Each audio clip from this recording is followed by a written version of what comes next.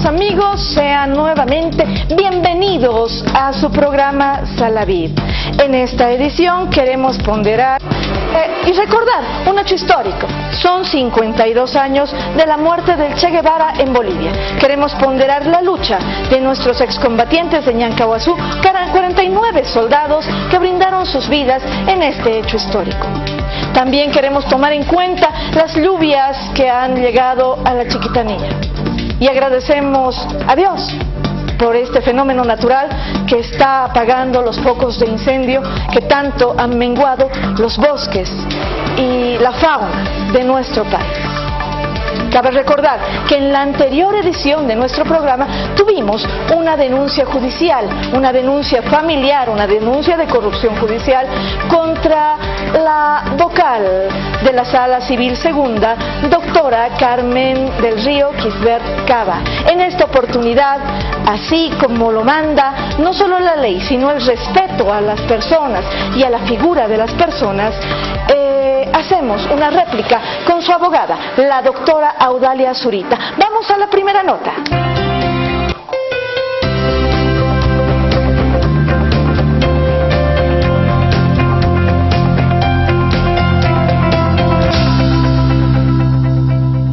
Efectivamente, hemos conocido a través de la emisión de ustedes que las señoras Ana Patricia Quisbert y Adelina Quisbert han denunciado públicamente supuestamente actos irregulares de la doctora Carmen del Río Quisbert, vocal de la Corte Superior de la Paz, del Tribunal Departamental.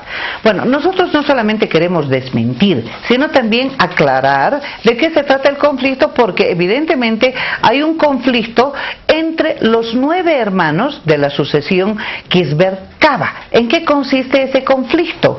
Es en que ha habido una división y partición a la muerte de su señor padre, en la que se han dividido toda la herencia.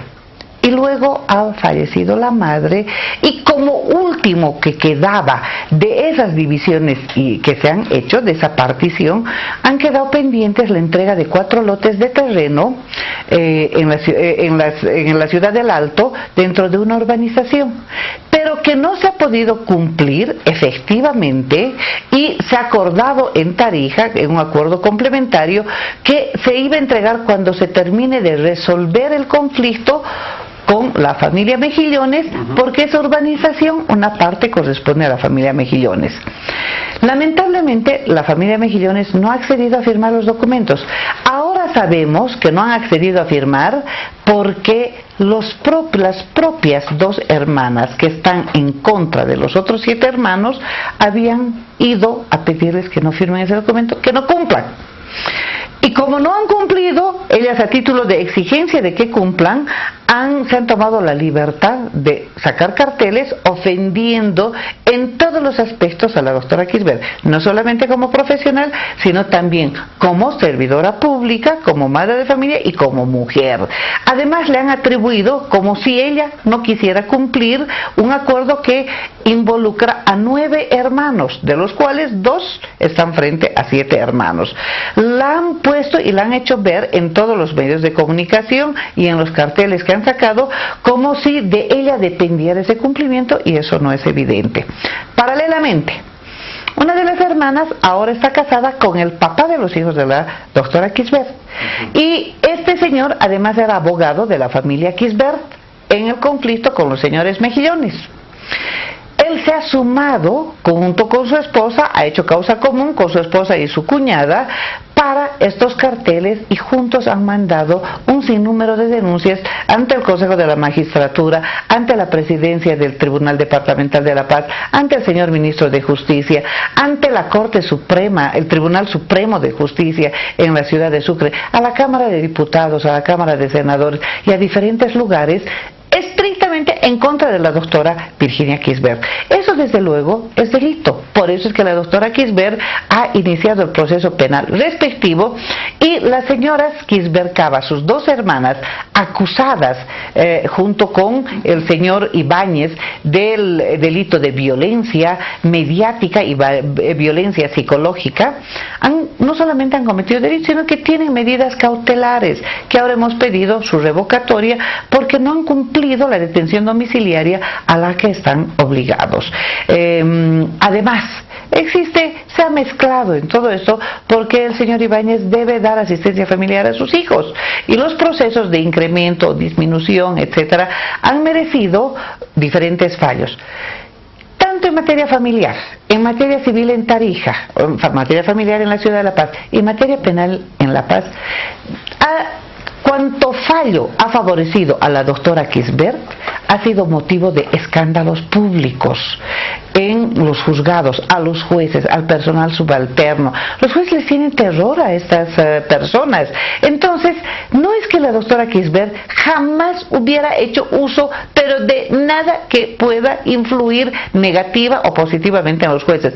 Tanto así que, para que no se malentienda, ha dado poder a su hermana y a otro abogado que ha estado atendiendo sus intereses para que ella no tenga que presentarse nunca en los juzgados. Nosotros desafiamos a las señoras, pese a que estamos llegando a un acuerdo. Esta es una aclaración que es necesario hacerlo. O sea, tanto es un conflicto de los 4 lotes de terreno que estamos arreglando con la entrega de otros lotes de terreno que no son parte del conflicto. Sin embargo, si el señor ministro de Justicia quiere hacer una auditoría de cada uno de los procesos, no solamente va a encontrar que la doctora Kisbert no ha utilizado jamás ninguna influencia que pudiera derivar de su cargo, sino que además ha sido perjudicada en tiempo, con fallos negativos en contra de ella, rechazos irregulares, incluso contrarios a lo que dispone la norma, contrarios a los intereses de sus hijos, que hay un criterio de que se debe velar por el interés superior, etcétera. Pero hay un acuerdo transaccional en el que se le entrega lotes de terreno, se les entrega $65,000, ¿no? Y se hace una división, no solo una casa para Adelina, no solamente equitativa, porque no es equitativa, una división, se les hace entrega de bienes excesivos en precio y en valor respecto a lo que van a recibir los demás 7 hermanos. Al tratarse de conflictos negociables, como que se ha negociado, disponibles porque tienen contenido patrimonial, todo lo que han hecho hasta este momento ha sido para forzarle a una entrega anticipada, no condicional, y obviamente hay mucho de venganza en este conflicto. Venganza de la expareja que ha utilizado seguramente a su esposa o ha utilizado un conflicto, pero bueno, ellos saben los verdaderos motivos y las verdaderas razones. Lo que nosotros sabemos de este lado es que jamás ha habido incumplimiento, jamás ha habido razón para que saquen semejantes pancartas en contra de la doctora. Amigos, vemos en nuestra primera nota una aclaración de la abogada, de la vocal doctora Carmen del Río Kisbert Cava, y podemos solamente mencionar dentro del caso, ustedes lo han escuchado la otra parte. Reflexionemos como personas. La justicia boliviana en nuestro país es insuficiente, es mala, es una administración deplorable. Sin embargo, está en usted, señor, señora, que tiene un patrimonio. No muera ab intestato. Ab intestato significa sin testamento. Vaya a un notario. Nuevamente lo reitero. Es sencillo. Haga testamento. Deje a sus hijos su herencia a partes iguales. O simplemente no les deje nada. Pero evite problemas. Evite problemas. Evite este tipo de aventajamientos de una parte de la familia. Aventajamientos de la otra. Despojar a unos. Otros a munirse de más bienes. Problemas que ustedes verán pueden evitarse simplemente con su voluntad. Vamos a la segunda nota. De que mi persona hay una división y partición que nos han instaurado estas mis 2 hermanas, Ana y Adelina, donde yo soy la que firma los acuerdos de transacción en la ciudad de Tarija. Solamente mi persona, con el poder y la venia de mis 7 hermanos menores. ¿Ya? Yo como hermana mayor firmo en todos los acuerdos, en el primer y segundo acuerdo, que les voy a entregar una copia de todo lo que estoy hablando. Aquí se ve mi nombre. En el acuerdo conciliatorio en la ciudad de Tarija firmo yo. Dada que no se ha podido cumplir, en un principio hemos pedido nuevamente una acta de reconciliación y de nuevamente cumplir el acuerdo. Igual firma mi persona, solamente mi persona y ellas dos. Yo tengo poder para intervenir en todo acto en cuanto al acervo hereditario que mi mami había dejado. ¿Ya? En este supuesto caso de que ellas dicen que el incumplimiento viene de parte de la señora Kisbert, que en ningún momento ella ni firma, ni se presenta, ni como vocal, ni como hermana, ni como parte. ¿Por qué? Porque ella me ha dado un poder. Mis 6 hermanos me dan el poder para que yo pueda resolver estos conflictos. Por otro lado, mi hermana, la señora Carmen del Río, en ninguno de sus requerimientos, ni en ninguno de sus pide ella asistencia familiar como vocal. Ella se presenta como madre para defender los derechos de sus 2 hijos pequeños, una preadolescente y un niño menor de edad. Entonces, lo que estas dos de mis hermanas, conjuntamente con el señor Alex Edgar Ibáñez Fernández, buscan dañar su imagen profesional. Mi hermana en ningún momento ha firmado ningún acuerdo. Yo he firmado. Cualquier ataque, cualquier pancarta, cualquier cosa que ellas vean que no se está cumpliendo, deberían dirigírselo a mí, deberían de instaurarme procesos a mi persona, porque yo firmo los acuerdos. No firma Carmen Kisbert, no firma la vocal, no firma la corte, firmo yo como hermana mayor en representación de mis 7 hermanos, y ellas saben la situación por la que estamos atravesando y hacen este tipo de comentarios, de salir a la prensa con mentiras. Lamentablemente, en mi ignorancia, yo creí que la herencia deberíamos de ventilar en estados judiciales o de una forma conciliatoria entre hermanos. Jamás pensé que la herencia debería de... Queridos amigos, retornamos con nuestro programa.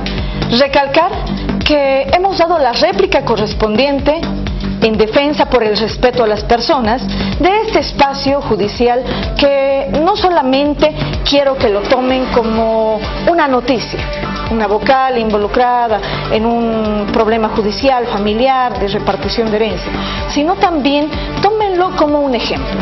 Son cosas como estas que suceden en nuestro país día a día y que lamentablemente involucran a las familias.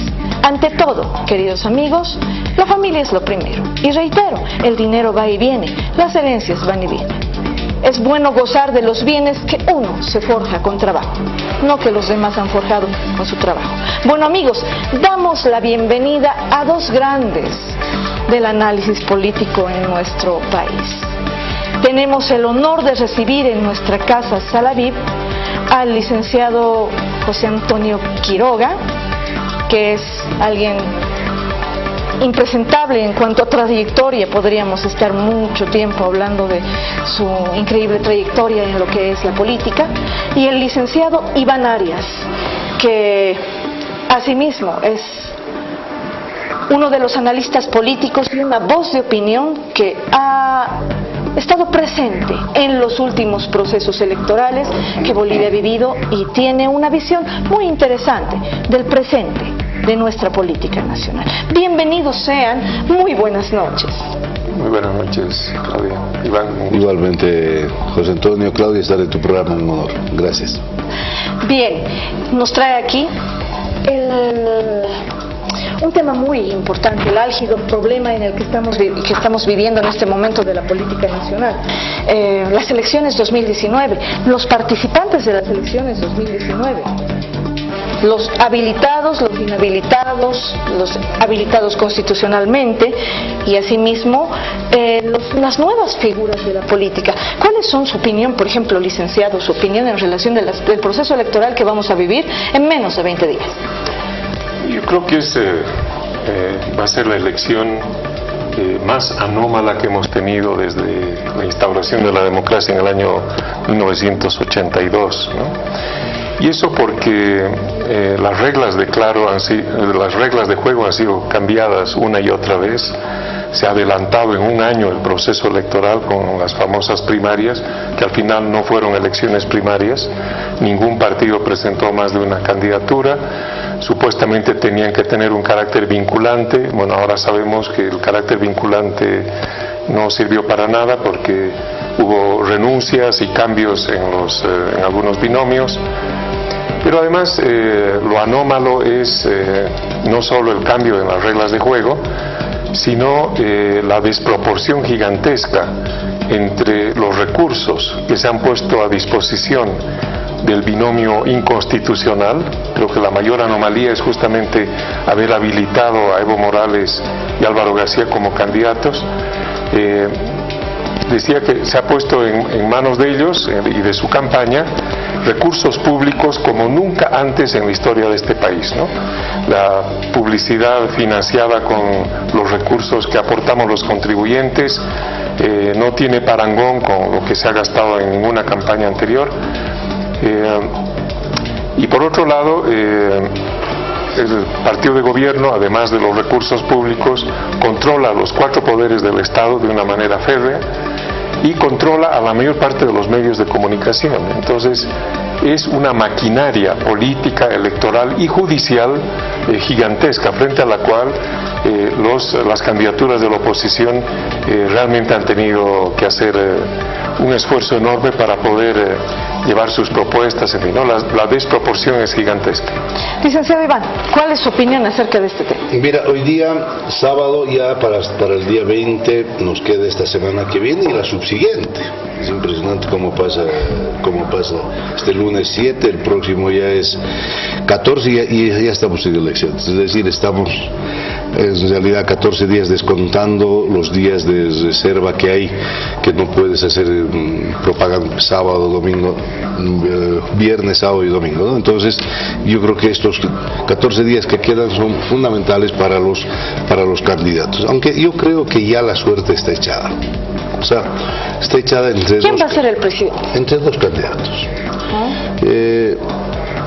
Las encuestas todas, unas que favorecen a uno, que favorecen a otro, las neutras, en fin, ha habido varias encuestas, ponen a dos que están disputando la presidencia. Evo Morales, Carlos Mesa, Evo Morales. Entonces creo que ya la decisión un poco de la gente está entre estos 2 candidatos. ¿Cuál va a lograr derrotar a cuál? Eso es lo que está en juego. Ese 26% que sacan algunos, otros le dan 28%. ¿Cuál es la más creíble a los 2? ¿Cuál es la más creíble de las encuestas? ¿Cuál, de acuerdo a lo que ustedes pueden analizar de la preferencia electoral? Yo no me peleo con los números. Yo creo que hay números hay encuestas que no toman, por ejemplo, no tomaron en su momento el efecto chiquitanía. Otras tomaron. Otras encuestas tomaron en cuenta otros factores, pero no tomaron el efecto chi, por ejemplo, ¿no? Y terminaré mi idea. Es decir, si bien en estos 2 está por lo que dicen las encuestas, los 2, está también en disputa un tercer lugar, que estaba antes casi seguro con Óscar Ortiz, pero yo no sé si Óscar Ortiz será afectado por la emergencia de este fenómeno que es chi. Es decir, chi es el voto que no está conforme ni con el gobierno ni con la oposición, sino es un voto que empieza a decir una especie de voto repudio. Entonces eso está en discusión ahora y por lo tanto ya casi la suerte está echada. Y yo creo que lo que puedan hacer en estos 14 días los candidatos, tanto uno Evo Morales como Carlos Mesa, va a ser determinante para definir si realmente la balanza se equilibra a favor de uno o a favor de otro. Licenciado. Sí, estoy de acuerdo en que las opciones básicamente son 2, ¿no? La continuación del modelo actual, que tiene fuertes rasgos autocráticos, y la opción democrática encarnada fundamentalmente por la opción de Carlos Mesa y de Comunidad Ciudadana.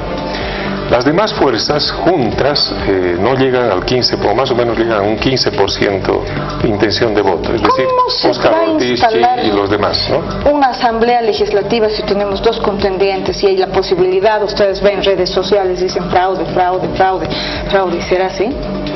¿Tenemos historia de fraude en Bolivia, fraude electoral? Bueno, lo que sí tenemos ahora es un tribunal electoral muy disminuido en su credibilidad y en su idoneidad, ¿no? Recordemos que ha habido no solo renuncias, despidos, hay como 30 funcionarios de alto nivel del Tribunal Supremo Electoral que han sido cambiados o destituidos en los últimos meses. Y eso genera, claro, una incertidumbre e inseguridad muy grande en los electores. Pero a pesar de ello, creo que los procedimientos de control del voto que todos los partidos van a hacer, en el caso de Comunidad Ciudadana tenemos un mecanismo para hacer un conteo rápido el día 20 de octubre, y lo mismo hay otras fuerzas que también han montado sus propios sistemas de recolección de información. Eso va a disminuir la posibilidad de un fraude masivo, ¿no? Sin embargo, sabemos que hay ya hechos denunciados, por ejemplo, el acarreo de votos de un departamento a otro, ¿no? De Beni a Pando, por ejemplo. Como todos sabemos, en Pando se necesitan muy pocos votos para poder hacer una diferencia entre tener un senador más o un senador menos. Entonces, esos son los temas que ya se han denunciado, que no han sido sancionados oportunamente. Y yo vuelvo a la idea que decía Iván. Efectivamente hay dos opciones, a pesar de que el conjunto de los demás partidos van a tener un peso en esta primera vuelta que va a ser decisivo para la conformación de la próxima Asamblea Legislativa Plurinacional. El MAS insiste en decir que ellos van a ganar en primera vuelta y que van a volver a ser primera mayoría en las dos cámaras, ¿no? Bueno, yo creo que eso no, si atendemos a lo que dicen las encuestas, no solo que no está asegurada la victoria en la primera vuelta, sino que ni siquiera está segura el control de mayorías en las dos cámaras.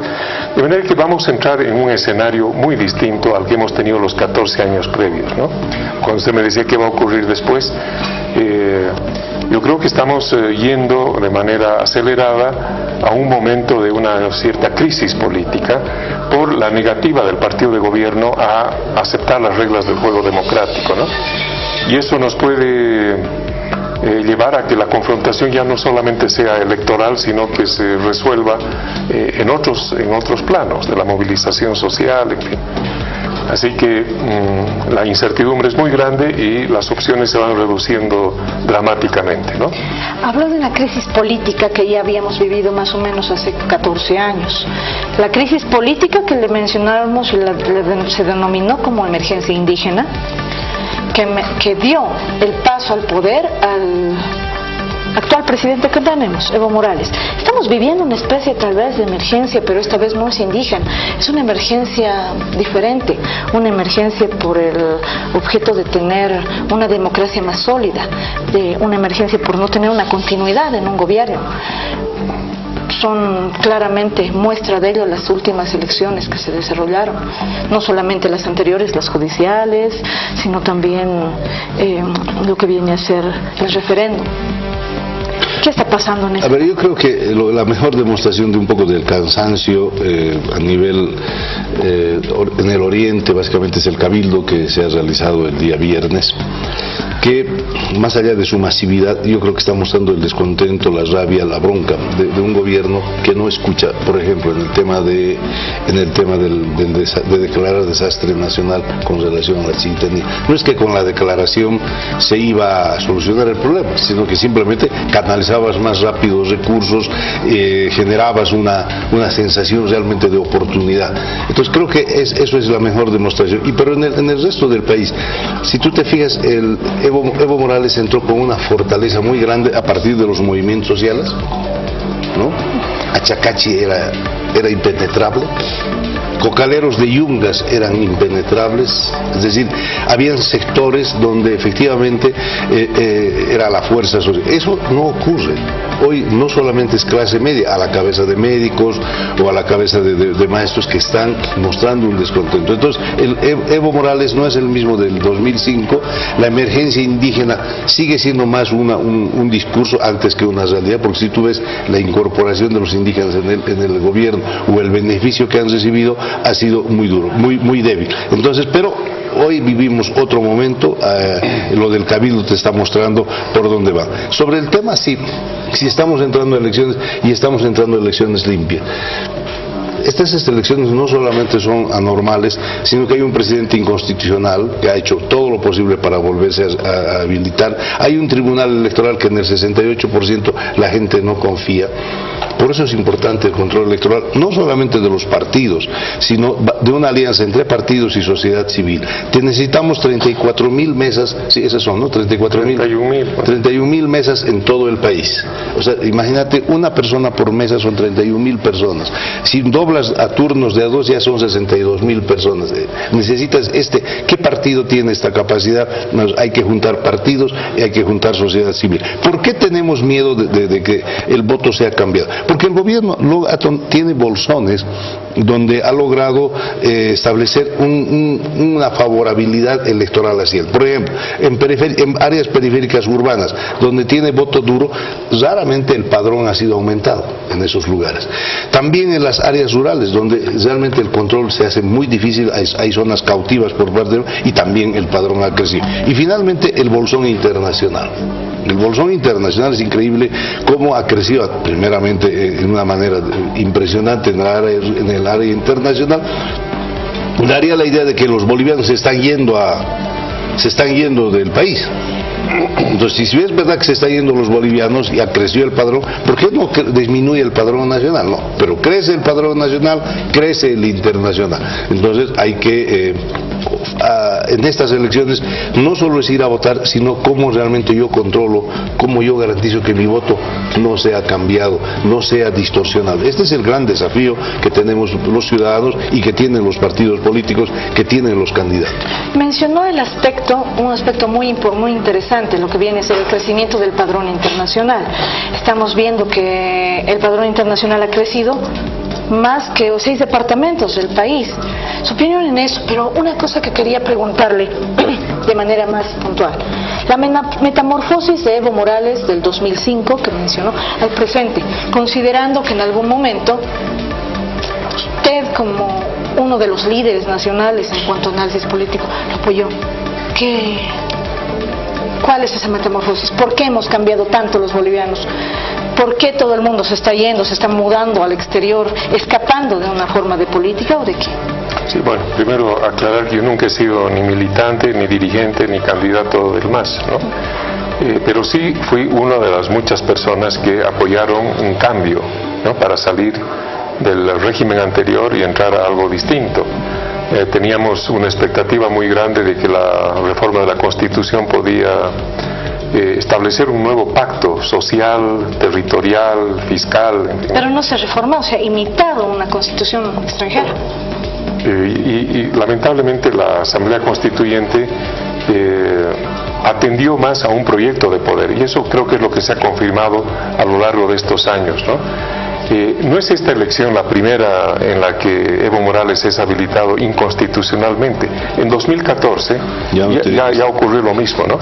Hicieron una ley de interpretación de la Constitución para decir que el país se había refundado y por lo tanto no contaba los periodos anteriores. En fin. Esa ya fue una primera vulneración. Y lo que se ha quedado claro a lo largo de los años es que el MAS, más que un proyecto de transformación social o económica, es un proyecto de poder, ¿no? Y ahora está abandonando las formalidades democráticas para adquirir los recursos para mantener el poder de manera autoritaria, ¿no? A través del control de todos los poderes del Estado, la desinstitucionalización completa del aparato público, en fin. Y a eso es a lo que nos estamos enfrentando ahora, ¿no? Y ya que usted ponía las cosas en una perspectiva histórica, efectivamente hemos vivido una transición desde el año de la crisis del 2003 hasta la elección del 2005 y luego la Asamblea Constituyente. Fue un momento de inestabilidad política, de cambio de gobiernos, de convocatoria a elecciones, en fin, ¿no? Y un reacomodo de las fuerzas políticas. Y si vamos más atrás, lo mismo sucedió cuando pasamos de los 18 años de dictaduras militares a la instauración de la democracia, ¿no? O sea, estamos en transiciones. Sí, fue un periodo de transición sumamente complicado, ¿no? Con golpes de Estado, 3 elecciones generales, desconocimiento del voto popular, en fin, todo lo que ya hemos vivido, sobre todo los que tenemos algunos años más que usted. Entonces, yo creo que sí estamos yendo a un periodo de cambio de régimen, ¿no? Lo que la gente demanda, y eso lo va a expresar a través del voto, es que esto ya no va más, ¿no? Que ya es demasiado tolerar un modelo de control de los poderes del Estado, de injusticia, de abuso de poder, en fin. La gente está demandando un cambio de régimen, ¿no? Salir del modelo actual hacia un régimen democrático. Hay una emergencia, entonces. ¿Qué emergencia sería esta? Bueno, una emergencia de las fuerzas democráticas que han decidido hacer que se respete el voto que dimos el 21 de febrero de 2016, que las instituciones funcionen como dice la Constitución. Le doy un solo ejemplo, ¿no?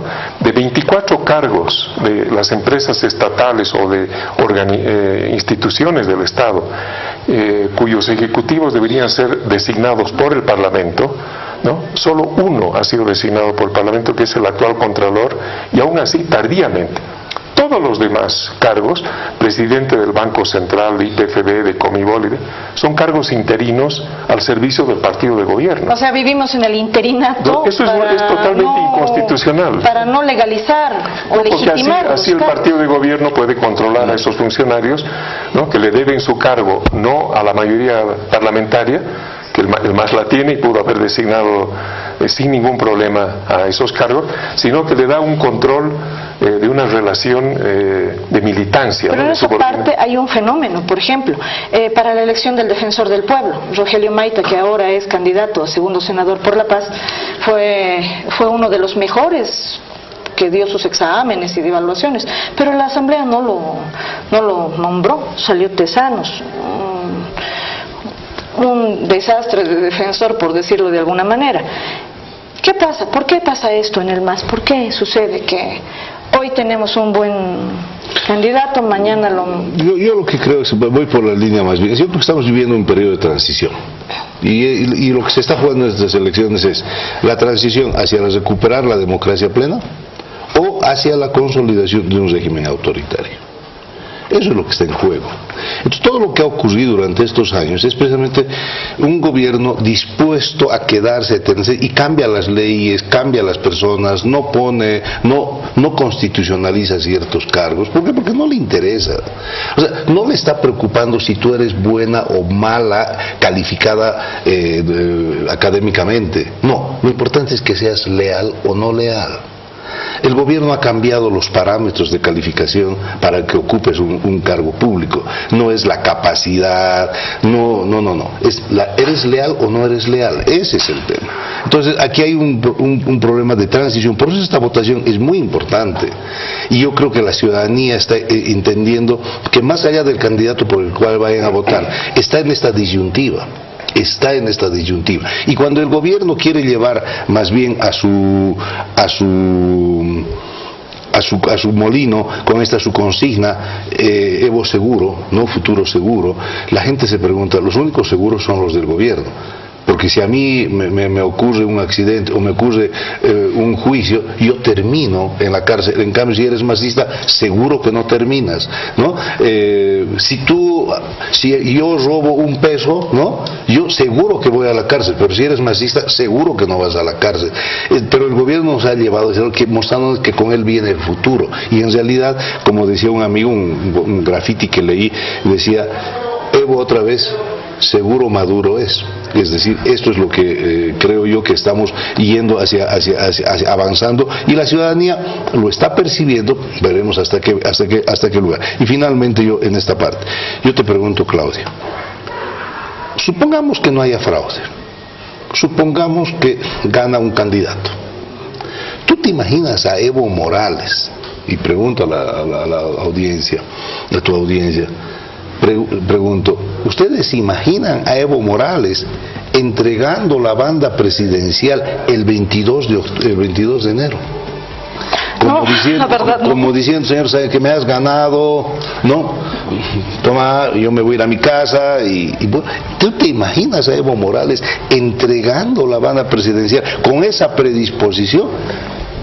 ¿Qué te puede hacer creer que él no respetó el 21F? ¿Y qué ahora te puede hacer creer que va a respetar lo del 20O, lo del 20 de octubre? Esta es la disyuntiva, y si nosotros a la gente no le hablamos con claridad y nos ponemos en medias tintas, la gente no entiende lo que está en juego. Y yo, por eso te digo, yo no me imagino a Evo Morales dejando el poder y entregando la banda presidencial a otro. ¿Es así? Sí, yo creo que hay mucha confusión en una parte del electorado que cree que esta es otra elección más, que son una elección como las que hubo en los últimos años, y no se da cuenta de todo lo que está en juego, ¿no? Por eso decía yo que creo que vamos casi inevitablemente a una crisis política. Y una manera de resolver la crisis política es con una victoria electoral contundente del campo democrático, ¿no? Por eso es que no son equivalentes todas las opciones, ¿no? Alguna gente dice, el pluralismo democrático dice que pueden haber muchas opciones. Sí, en condiciones normales eso es deseable, ¿no? Pero en este caso, es bueno. Es muy bueno, es muy saludable, ¿no? Pero la división del voto, de las opciones electorales en este particular caso es terriblemente peligrosa para lo que decía Iván, ¿no? La posibilidad de establecer un régimen democrático que tenga mayoría parlamentaria, que tenga legitimidad social, eso es lo que está en juego. Y por eso nosotros invocamos de manera muy ardiente a la gente a que no desperdicie su voto, que no se confunda, ¿no? Hay solo una opción para ganarle a Evo Morales, no hay 4 o 5. Y esa opción es la de Comunidad Ciudadana y Carlos Mesa, ¿no? Para ponerle nombre y apellido. En esta misma mesa tuvimos una mesa de periodistas insignes de mucha trayectoria. Y estuvo un periodista al que hago referencia, del Alteño, periodista del Alto, Edwin Martínez, que mencionó algo que siguió dando en mi cabeza. Era la Agenda 2025. Si Evo Morales en el presente gana estas elecciones, él no va a ser el presidente del 2025, porque él tendría que entregar el poder en enero del 2025 y no así en agosto. ¿Va a pasar o vamos a volver a redundar en querer ser elegido? ¿Tú crees que, primero, si tú crees que Evo Morales va a dejar el poder este 2020 entregando la banda a otro? Sí, pero ¿tú crees que después del 2025, si se queda, va a entregar? Tenemos una futura Venezuela. ¿A dónde vamos a migrar los bolivianos? Pero nos los han dicho en nuestra cara, hemos venido a quedarnos. O sea, todas las estrategias electorales, todo lo que hace el gobierno, es que pareciera que estamos recién enterándonos. Evo Morales no tenía que presentarse el 2014. Juró en la Plaza Murillo, juró y perjuró que iba a respetar la Constitución. Esa Constitución que establece que solamente puedes estar 2 periodos. ¿Cuántos periodos ya lleva Evo Morales? ¿Dónde está el juramento? El 2014 no debería presentarse y ha hecho no sé qué matufias ahí de interpretación sobre interpretación. Ha ido. Ahora el 2015 no tenía que haber ido. Y no sé qué cosa que el derecho humano está yendo. Y está haciendo todo para ganar. ¿Tú crees que le preocupa el país? ¿Tú crees que al gobierno le preocupa que las empresas no sean rentables? ¿Tú crees que al gobierno le preocupa la salud realmente? O sea, ¿por qué el gobierno lanza el SUS? ¿Porque realmente le preocupa la salud? No, porque es una cocina interesante, es una cocina bonita y que le va a permitir hacer creer a la gente de que él está enfrentando la salud. Pero después de 13 años, ¿qué ha hecho sobre el tema? Entonces, no hay un gobierno dispuesto a generar una agenda de desarrollo, una agenda, sino es una estrategia de poder. Y si eso no lo decimos claramente, especialmente faltando estos pocos días, no lo vamos a entender y nos vamos a volver a equivocar. Y nos va a pasar lo que tú has dicho. Vamos a ir camino a Venezuela. Para terminar, ¿qué vamos a hacer los bolivianos? ¿Qué podemos hacer? Votar de la manera más clara y consciente posible, sabiendo lo que está en juego, ¿no? El MAS nos quiere hacer creer que lo que está en juego es un futuro seguro, la estabilidad y tal. No es posible que la estabilidad de un país dependa de una persona, y menos de un autócrata que ya lleva 14 años y quiere quedarse 5 o 10 años más, ¿no? la estabilidad de un país depende de la calidad de las instituciones, ¿no? Y de la fuerza de las empresas que generan riqueza, generan empleos de calidad. No pueden depender de la fuerza de un solo partido y menos de una sola persona. Entonces, si la gente logra entender eso y lo que está en juego en esta elección, creemos que sí puede haber un voto contundente a favor de la democracia. Y para comentar lo que decía Iván, cuando Vance era presidente en los 7 largos años de dictadura que le tocó ejercer el poder, la gente también decía, ¿tú te imaginas a Banzer entregando la banda? Claro, nadie se lo imaginaba, pero Banzer tuvo que irse a su casa, ¿no? Porque finalmente la gente se levantó y por la vía del voto y por la vía de la movilización popular logró sacarse de encima a un dictador. Este país también tiene tradición, no solo de conciencia democrática, sino también de lucha popular para pelear contra regímenes que quieren vulnerar la Constitución, el orden democrático y quedarse a cualquier precio. Así que estamos preparándonos para dar la pelea en los dos frentes. El frente electoral, y creemos que tenemos opciones de ganar, si el gobierno no respeta esas elecciones como no lo hizo el 21 de febrero de 2016, estamos también preparándonos para movilizarnos y imponer la victoria del campo democrático de este próximo 20 de octubre. Gracias, licenciado. ¿Licenciado? No, yo para simplemente decir a la gente y al país, estamos viviendo un periodo histórico importante, nuestro voto es definitorio. No nos creamos que no, yo voy y voto, o voto, sabes que no me cae bien ese, no me cae mal, votaré por este otro, o sea, en este sentido de irresponsabilidad, como si nada estuviera en juego. Yo creo que está en juego un futuro, el futuro de la gente, el futuro de la democracia, el futuro de las instituciones, el futuro de vivir en esto que podemos hacer, de poder dialogar, de poder compartir, de poder discrepar. Entonces no se equivoque la gente, piénselo estos días que le quedan, o sea, son 10 días que le van a llegar un montón de información, le va a llegar un montón de publicidad, un montón de propaganda, pero piense cuál es el camino que quiere, hacia la reconstitución y la recuperación de la democracia plena, o más bien hacia la consolidación de un gobierno en tiranía, de un gobierno que mañana, cuando usted diga algo, pues lo encarcelarán, lo perseguirán y por supuesto le meterán todo lo que se llama estas mordazas para que usted no pueda decir. Ese es el panorama que está en juego y yo lo digo abiertamente, no nos equivoquemos. Ha sido la intervención de dos grandes del análisis político para nuestro país. El futuro es un poco extraño, pero en verdad creo que depende de usted, señor, señora, ser consciente. El futuro de nuestro país está en sus manos. Vamos al papiro de oro, Beneméritos de la Guerra del Chaco, segunda parte.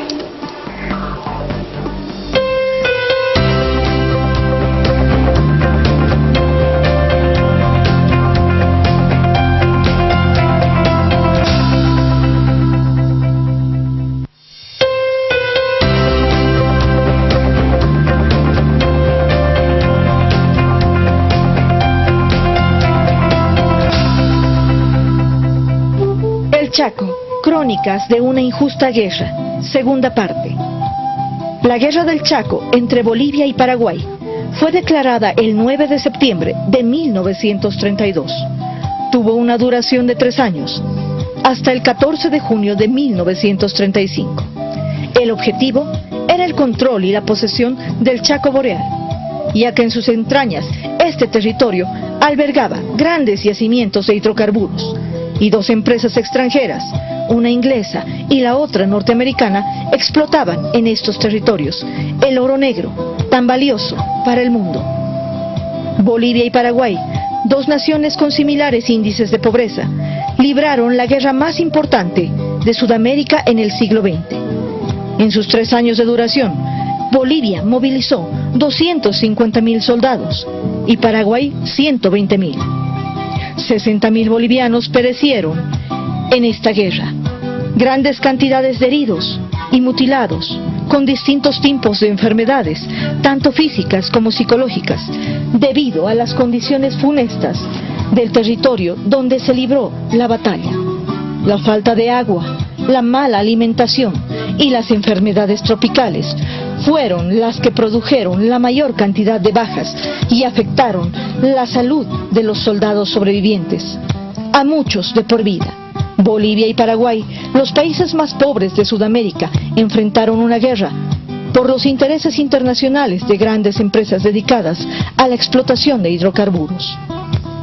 La guerra del Chaco se había hecho para los indios, los obreros, los parias, que nunca gozaron de derecho alguno, ahora se veían abrumados por obligaciones.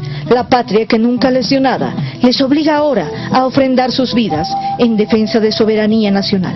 Una vez que son diezmados los adolescentes y los ancianos, aquellos que por su temprana edad o avanzada edad no pertenecen a aquel anfiteatro macabro, son llevados al frente a seguir rindiendo su vida para una causa que desconocen y no entienden, mientras que los burgueses, que antes vendían salud, ahora forman legiones de hombres aquejados por las diversas enfermedades, y en otros aspectos se esconden bajo tierra. La historia los denomina emboscados. Los beneméritos de la guerra del Chaco son héroes nacionales, ejemplo de vida y ejemplo de las futuras generaciones. Hoy solo quedan 23 con vida. Por ello, ellos son ciudadanos notables, héroes nacionales, papiro de oro.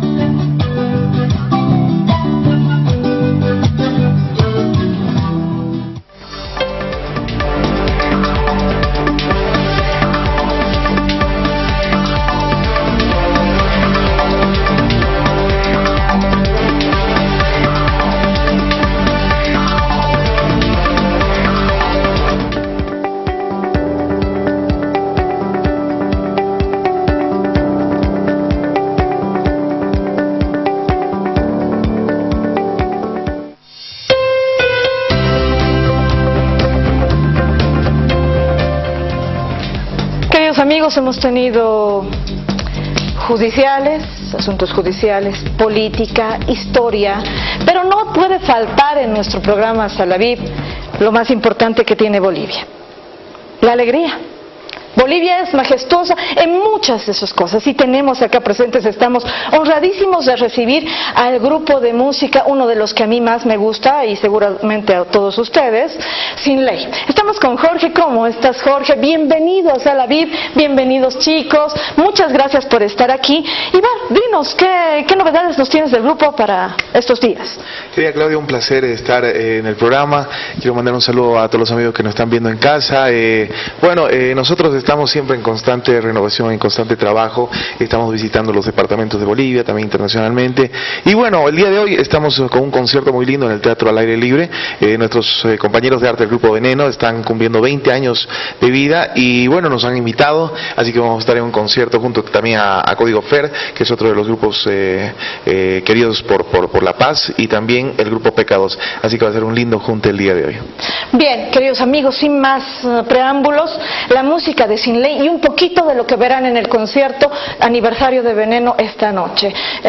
Bueno amigos, Sin Ley, los grandes.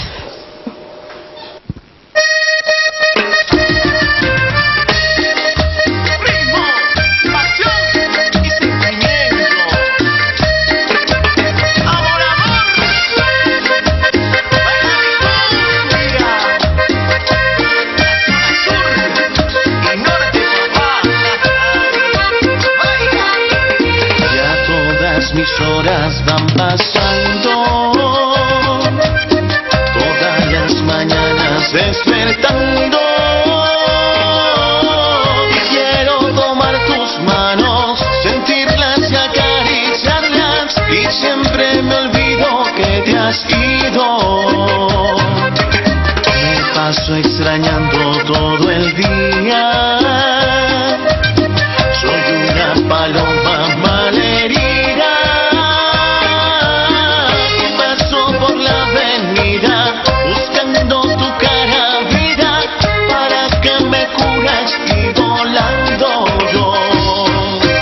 Como te extraño